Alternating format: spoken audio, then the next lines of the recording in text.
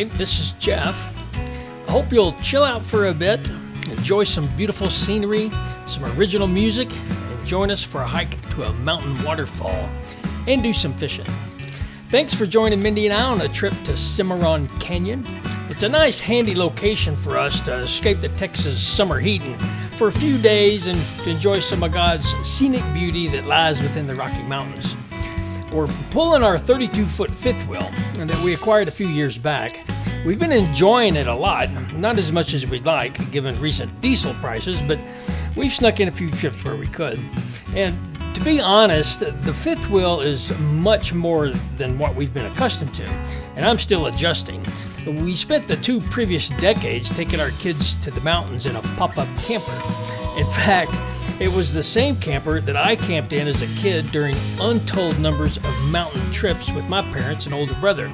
And the nice thing about the pop-up was that I could take it just about anywhere, up logging roads, steep mountains, and rough rocky terrain, find a nice little spot on some Forest Service or BLM land near a creek or along the edge of a meadow with some aspens and just back her right in there anywhere. The best locations were those where I wouldn't see other people, and hopefully not even hear them. Now, I'm not a recluse or antisocial, but I know good and well that I do my best communing with God and nature while in the presence of myself and immediate family. However, the fifth wheel does not offer that same versatility. While we have discovered a few somewhat remote yet accessible locations, we've come to the realization that it's pretty much a campground or RV park type of vehicle, which makes sense considering we're pulling around our own private hotel room. As I've gotten older, arthritic and soft around the middle, I gotta admit, I find the comforts and amenities highly attractive. I'm also discovering that my distaste for the presence of my fellow outdoor adventurers is beginning to erode away.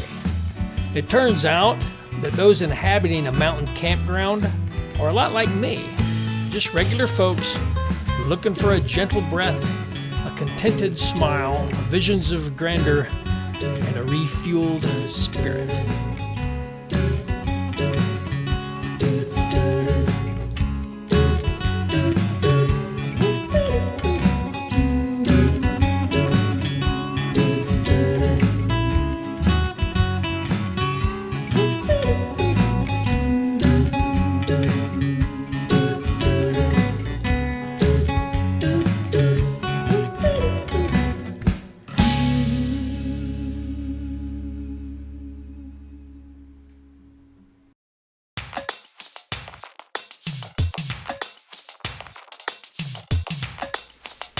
Here's the next morning, and I'm tying up Mendi's fly rod, who she calls Marty. It's made by Martin, so she calls him Marty McFly.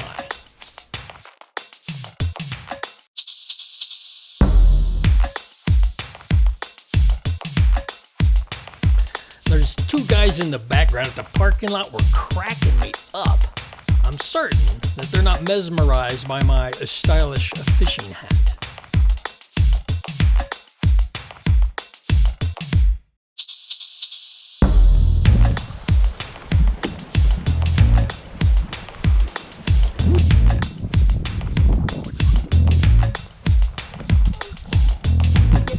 Yep. That was a good one.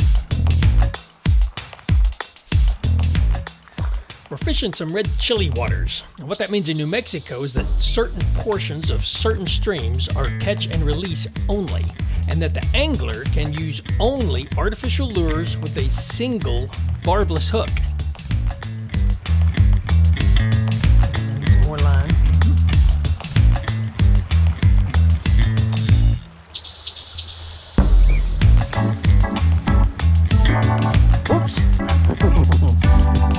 I read the guidelines carefully to make sure it didn't also say that you have to stand on 1 foot while casting. Hard day of fishing.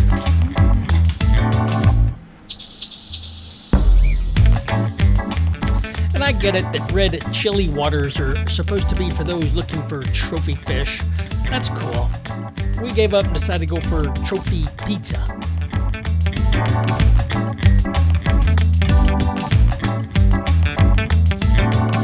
A quick tour of the fifth wheel.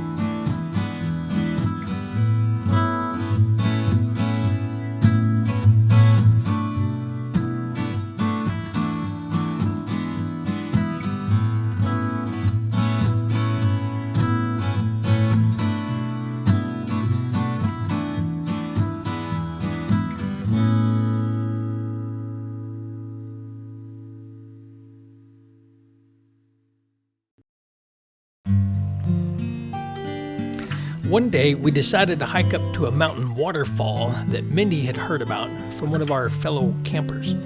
It was fabulous, so I'll let it speak for itself.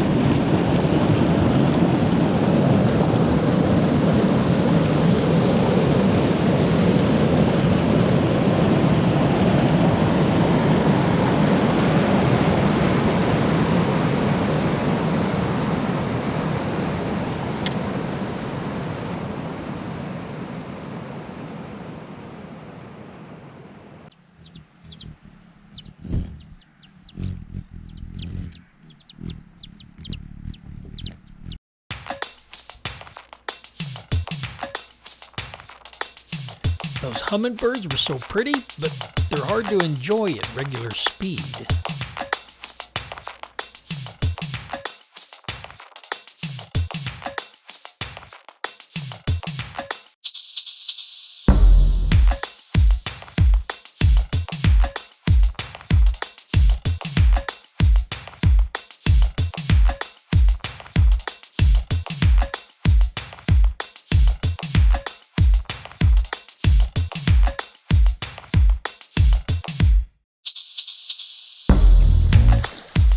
After struggling in the red chili, Mendi and I moved to a portion of stream with no equipment restrictions, and where New Mexico Game and Fish had just recently stocked rainbows.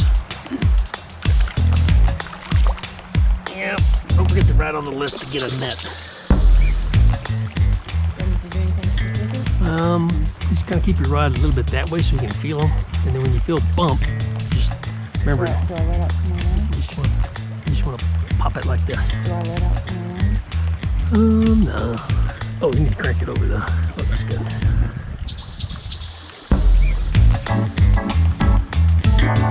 Yep, like that. Oh, you don't get the reel. There you go. Oh, Mendi.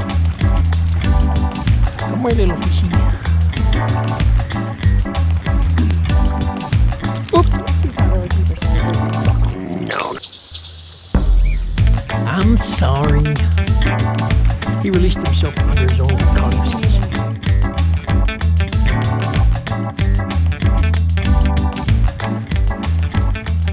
Oh, you said it good that time, though. It's right here, I got it. Oh. Okay, you're good for it over there. But hey, you did perfect. See your rod tip, you whipped it up good and hard. It just missed him, so. Chunk him back in here.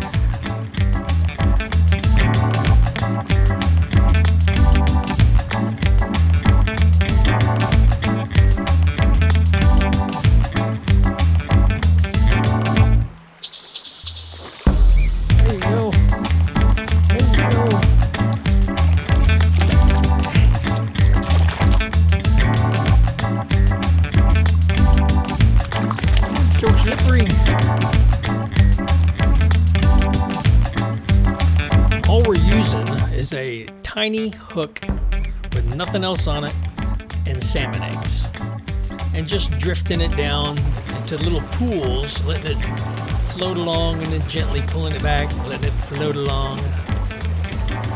And of course those stock rainbows are raised on dog food, so they're not too hard to catch.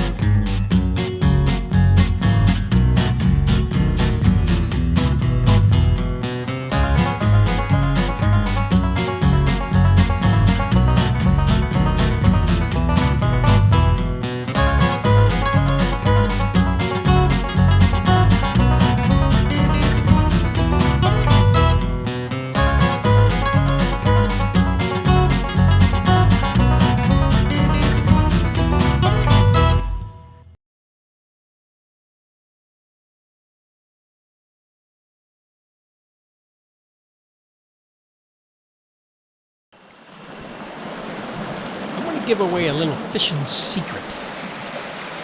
It turned out that if you can get to areas where most fly fishermen wouldn't go, there are fish there.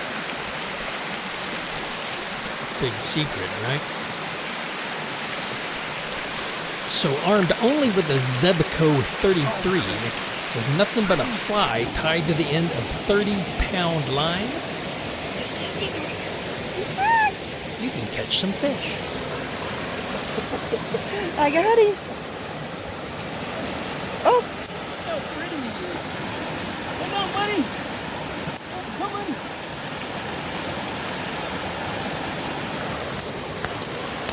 Look at the color. Oh, it's gorgeous. Nice.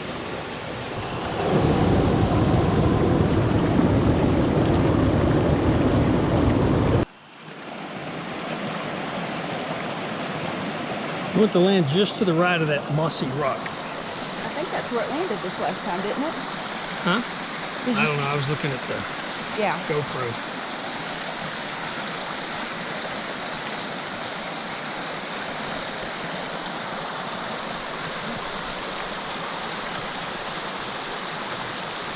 Yeah, it's hitting the end and flinging back at you. You need more line, Okay. or don't bend it back so far. Okay. I think you might need just a little more line. Just a little more, another foot maybe. And then still don't bend it back quite so far. Or as high.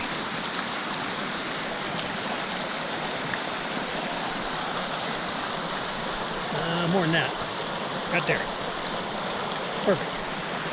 See that little bitty guy? Yeah. Yeah, he's not big enough to catch it, but it's cute that he was there. Remember what? Well, when you're in a situation like this, I mean, you're gonna have to pull him up out of the water anyway. It's not like you're gonna reach down there off that rock and get him. And so and you set the hook, remember that rod is a medium rod. That's for catching 5 and 6 pound bass, not these little trouts. So when you set the hook, it just whoops him out of the water.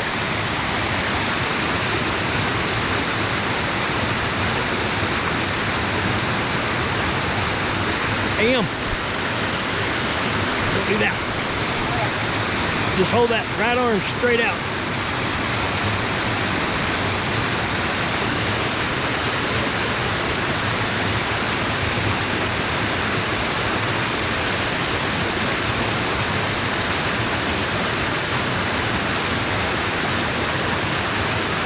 Not far enough. Holding my rod to tie up. Uh-huh.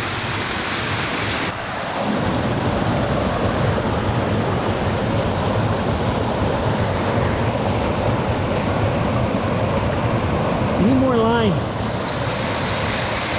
And hey, make sure you got firm foot and you're leaning way out. There you go. Now throw it right into the foam.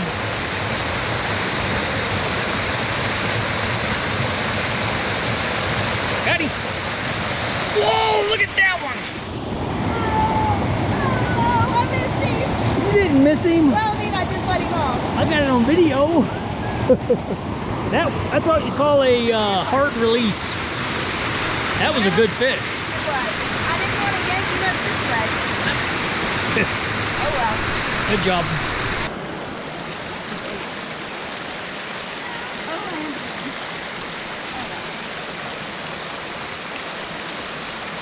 All right, we're having fun now. We're bleeding. We got blood, confirmed blood. Boom! Hello, fishy. Come here, buddy. Woo.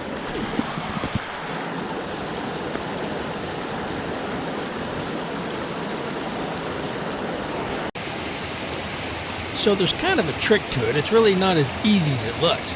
It's a combination of having the right amount of line out, having the right amount of tension when you pull back to slingshot, and having the rod aimed at the right direction and at the right height.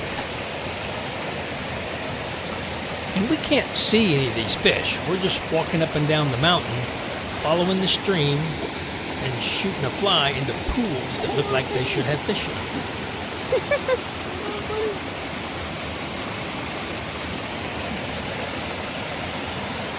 Sorry, I didn't have time for pictures of that one. I was worried some of the fish were being damaged flopping around on the bank.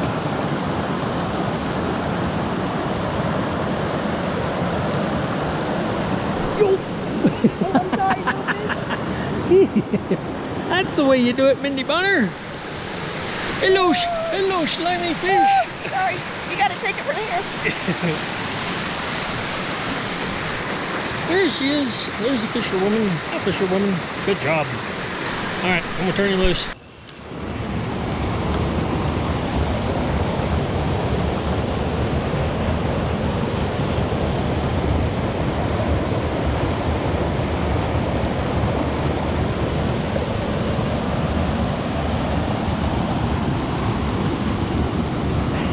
Nice. Slimy fish. Trying to help you, but I'm standing on a log.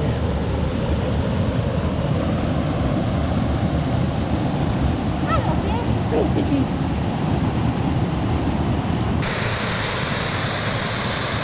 All the way across the point of that big rock. Right where the foam quits at the point of that big rock. Not the long thing of foam, all of the rock all the way across on the other bank. Here's a good example of how important it is to get the fly in exactly the right spot. All right, remember, hold your right arm still. What? Hold your right arm still when you release. There you go. Look at that beauty. How did nothing eat that? Try him again a little closer to the foam. And put it right where the foam ends, right on the point of that rock. Nope. Hold your rod tip a little lower.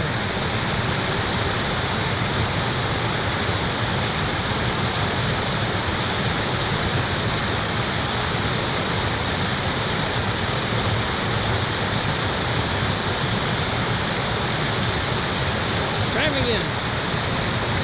Still ain't quite got all the way to the point of the rock where the foam ends. I'd be happy if it bounced off the rock.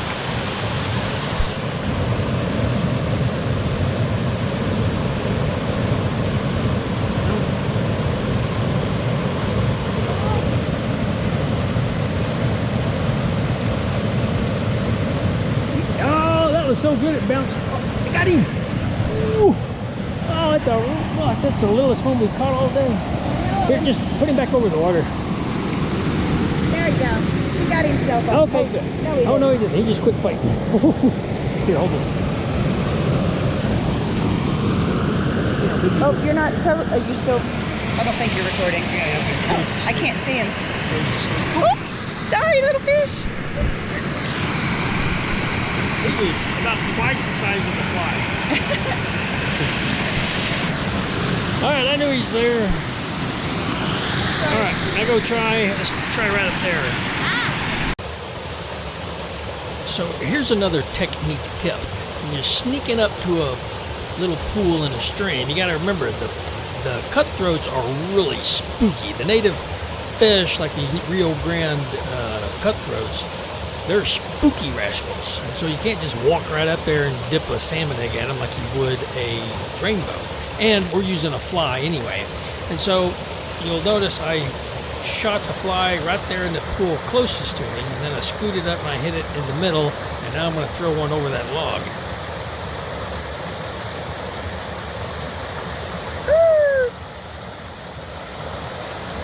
Only this one is not a Rio Grande cutthroat. This is only about the third or fourth brown trout that I've caught in New Mexico.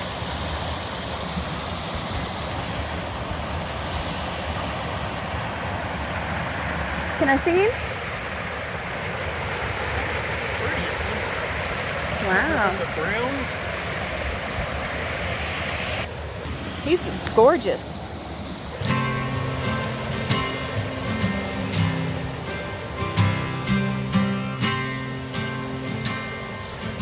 I love to be on top of a mountain with a vast view of the purple majesty for the eyes to feast on.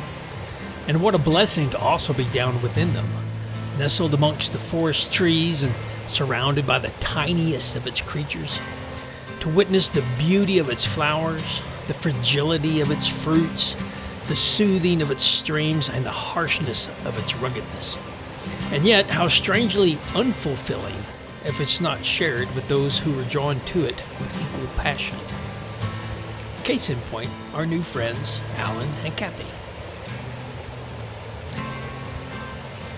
Jeff, it was fun being with you. Yeah, y'all too. And you know, fishing has always been enjoyable to me. And I gotta admit, I never knew it to provide such grand levels of joy as when Mendi goes with me. and how it means so much more to have someone there to share it with. As we watch the waters run over our feet, waters that have been running for 1,000 years and will continue running long after we're gone. It's great to make these memories, and it's a great day to be alive.